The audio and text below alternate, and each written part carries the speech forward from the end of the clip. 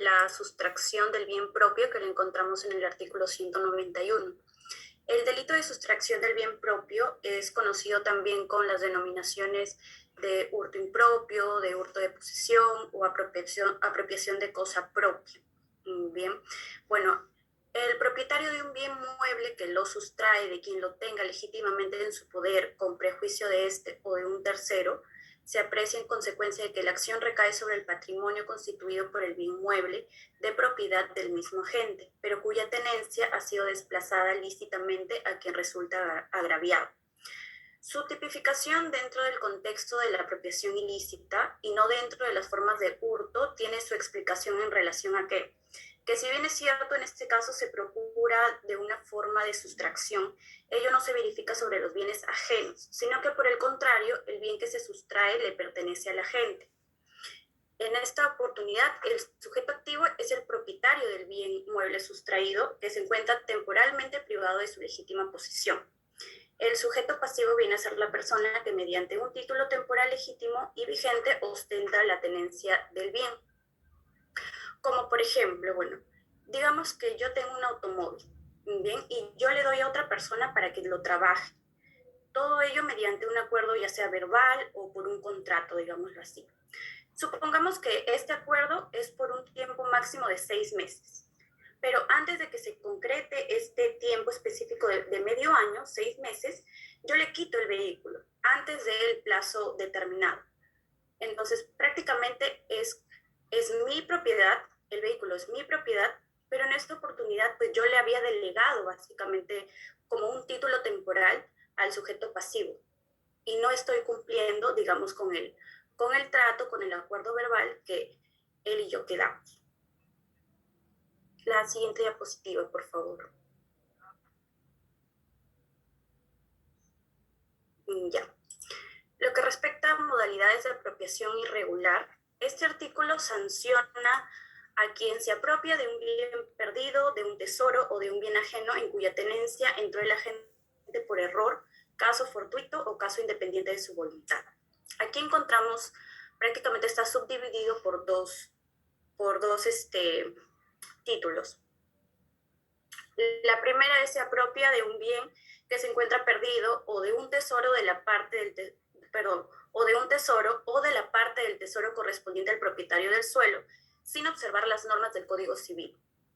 El tesoro, si bien es cierto, también es un bien inmueble. No puede ser adjetivado como cosa perdida, por lo que la ley le hace expresa referencia.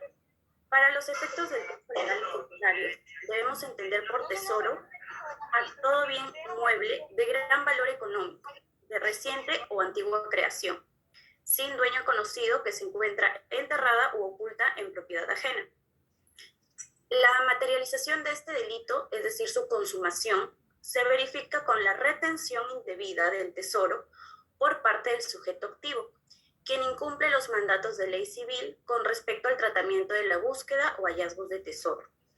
La segunda es básicamente que se apropia de un bien ajeno en cuya tenencia haya entrado a consecuencia de un error, caso fortuito o por cualquier otro motivo independiente de su voluntad.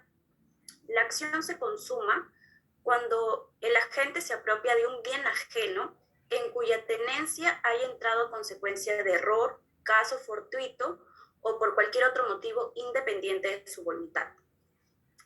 En este supuesto, el sujeto no actúa intencionalmente en el hecho o en la circunstancia que determine que el bien haya entrado a su esfera de disposición.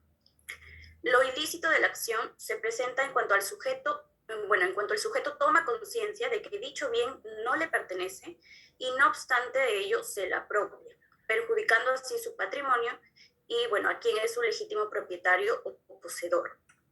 Bueno, en lo que es el caso fortuito, se presenta en cuanto a acontecimientos extraños e independientes de la voluntad, que se desplazan bienes que pasan a integrar el patrimonio del sujeto activo, producto como por ejemplo de las fuerzas naturales, como el viento, el agua, los hechos de los animales o las acciones involuntarias humanas.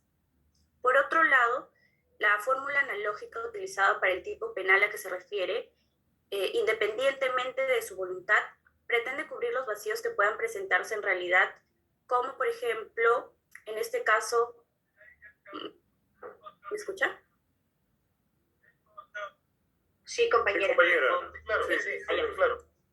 Como por ejemplo, entra un ladrón y hurta un reloj de oro, ¿ya? Entonces, al momento de huir, se le cae el reloj dentro de su propiedad, la propiedad del vecino, digamos así.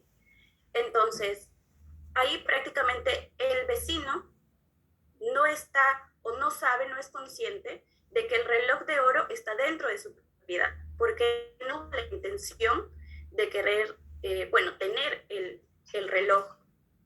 Entonces, se cumple este, esta modalidad de apropiación irregular cuando el vecino hace conocimiento de que tiene el reloj dentro de su propiedad y no lo dice y se lo queda.